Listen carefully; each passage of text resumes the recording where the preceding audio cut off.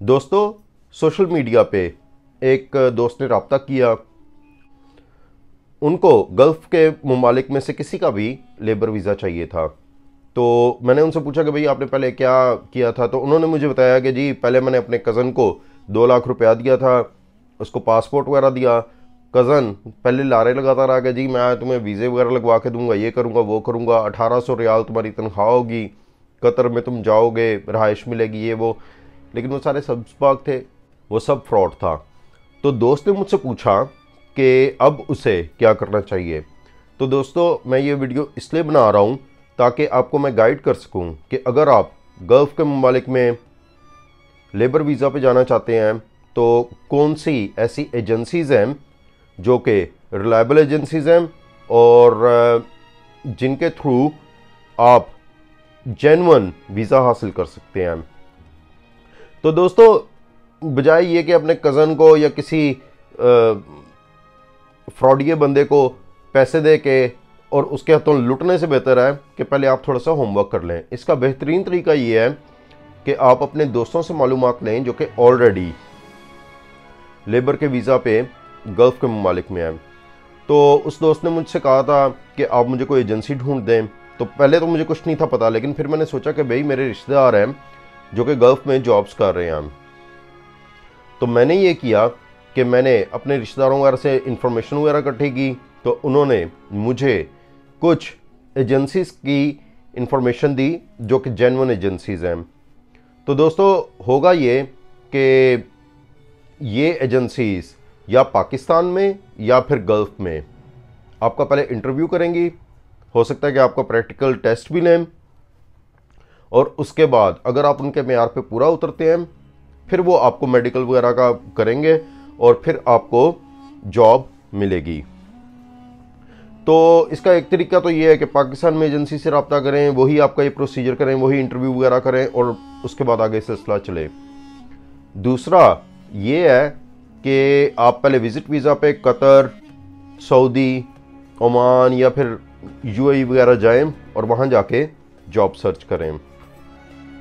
तो दोस्तों, अब मैं आपको कुछ एजेंसीज़ के बारे में इंफॉर्मेशन देने लगा हूँ जो कि मेरे ख्याल से रिलायबल मोतबर एजेंसीज़ हैं।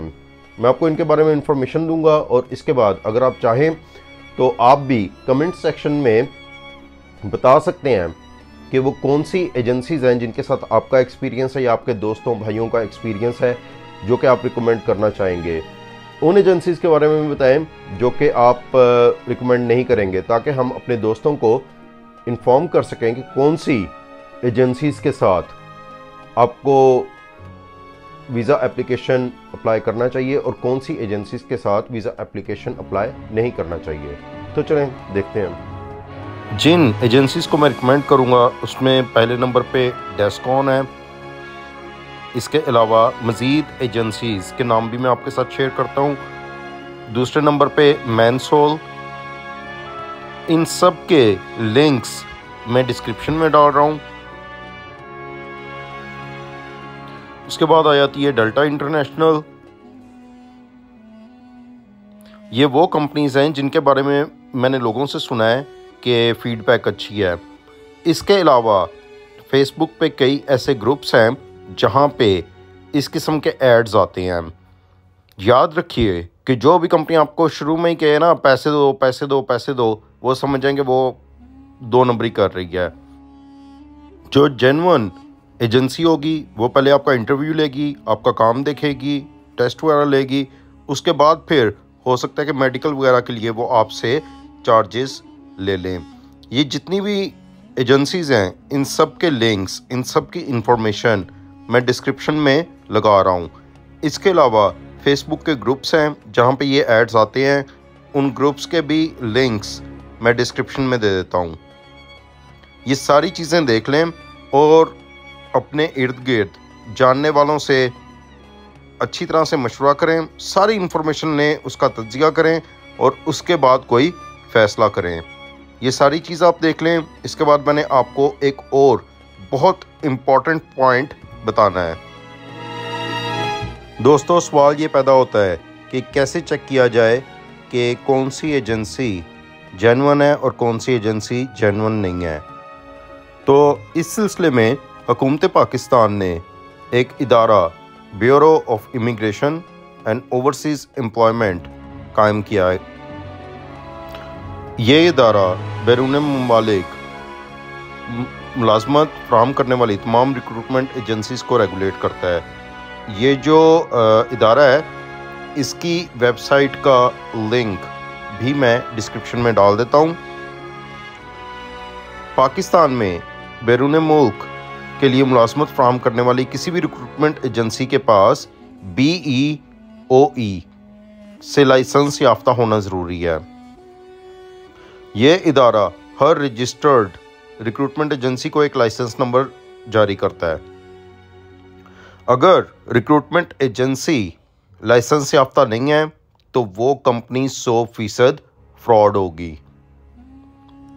لائسنس یافتہ امپلائمنٹ پروموٹرز یا ریکروٹمنٹ ایجنسیز کی مکمل لسٹ بما ان کا ایڈریس، فون نمبر اور دستیاب اسامیوں کی تفصیل BEOE کی ویب سائٹ پر موجود ہے۔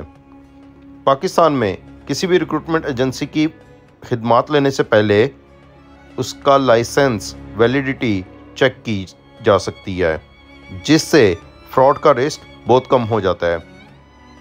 اگر ریکروٹمنٹ ایجنسی کا لائسنس ویلڈ ہے تو ہی اس امپلائمنٹ پروموٹر یا ریکروٹمنٹ ایجنسی سے ڈیل کی جائے۔ اگر اس کا لائسنس ویلڈ نہیں ہے تو صاف بات ہے کہ وہ فراڈ ہے۔ پہلی چیز ہو گئی آپ نے لائسنس چیک کر لیا۔ دوسرے نمبر پہ یہ ہے کہ آپ نے چیک کرنا ہے کہ اس ریکروٹمنٹ ایجنسی کے پاس جو تشہیر کردہ اسامی ہے اس کا ویزا بھی موجود ہے یا نہیں۔ کسی بھی اسامی کی تشہیر سے پہلے ریکروٹمنٹ ایجنسی BEOE سے متعلقہ اسامی کے متعلق پرمیشن نمبر حاصل کرتی ہے۔ اس متعلقہ تشہیر کردہ BEOE کی ویب سائٹ پر پرمیشن نمبر ڈال کر اس کی بھی بآسانی تصدیق کی جا سکتی ہے کہ واقعی اس ریکروٹمنٹ ایجنسی کے پاس وہ اسامی موجود ہے بھی یا نہیں۔ اگر ویب سائٹ پہ اسامی موجود ہے تو ہی اس متعلقہ اسامی کے لیے اپلائی کیا جائے۔ اگر آپ ان 2 سٹیپس پہ عمل کرتے ہیں تو بہت حد تک فراڈ کا رسک کم کیا جا سکتا ہے۔ مزید آپ یہ دیکھ سکتے ہیں کہ BEOE کی ویب سائٹ پہ جو فراڈ ایجنسیز ہیں ان کے بارے میں بھی کلیئرلی نوٹسز لگے ہوئے ہیں۔ تو آپ دیکھ سکتے ہیں کہ اگر آپ BEOE کی ویب سائٹ وزٹ کریں تو آپ کافی حد تک فراڈ سے بچ سکتے ہیں۔ BEOE کی ویب سائٹ پہ جابز بھی سرچ کی جا سکتی ہیں۔ تو یہ دیکھیں، یہ ساری جابز کی ڈیٹیلز ہیں، کتنی سیلری ہے، گرانٹ ڈیٹ کیا ہے، پرمیشن نمبر کیا ہے اور اوورسیز امپلائر کی ڈیٹیل بھی وہاں پہ موجود ہے۔ تو BEOE کی ویب سائٹ ضرور چیک کریں، اس پہ بہت مفید انفارمیشن اویلیبل ہے۔ مزید یہ ہے کہ ایسے ایڈز آپ اخبار میں دیکھ سکتے ہیں، وہاں پہ دیکھیں، اس کو BEOE سے ویریفائی کریں اور اس کے بعد آپ ان جابز کے لیے بھی اپلائی کر سکتے ہیں۔ تو دوستو، اس ویڈیو میں نے مختصراً کچھ پوائنٹس کو ڈسکس کیا ہے۔ یہ اہم پوائنٹس ہیں جن پہ عمل کر کے آپ فراڈ ایجنسی سے بچ سکتے ہیں، جینون ایجنسیز ڈھونڈ سکتے ہیں، ان کے ذریعے آپ اپلائی کر سکتے ہیں اور انشاءاللہ اگر آپ محنت کرتے ہیں، کوشش کرتے ہیں تو آپ کی گلف میں جاب ہو جائے گی۔ اگر آپ کو ویڈیو پسند آئی ہے تو لائک کیجئے، سبسکرائب کیجئے اور بیل کا آئیکن دبائیے۔ شکریہ۔